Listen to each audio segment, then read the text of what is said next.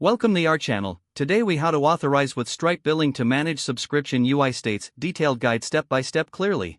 To begin, ensure you have a Stripe account set up for your project. Log in to your Stripe dashboard. Navigate to the API section to retrieve your API keys. Locate the publishable key and secret key necessary for your integration. Open your development environment where you will be implementing the subscription management.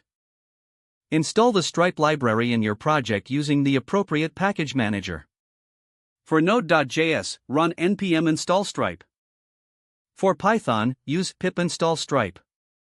Once installed, import the Stripe package into your application. Initialize the Stripe library with your secret key. Now, create a new customer using the Customer API in Stripe. Collect necessary information such as the customer's email address.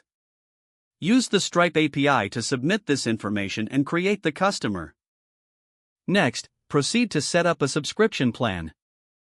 Define your product and pricing in your Stripe dashboard.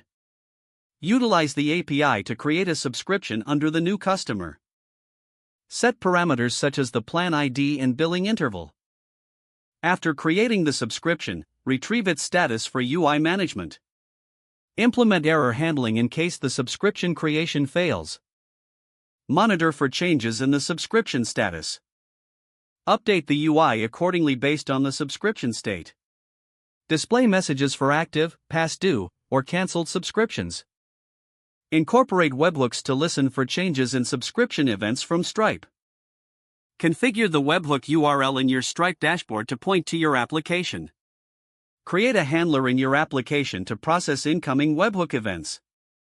For example, handle events like customer.subscription.updated or customer.subscription.deleted. Test the entire process using Stripe's test mode.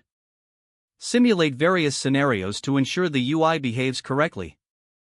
Don't forget to like this video and subscribe to our channel for more step-by-step tech guides.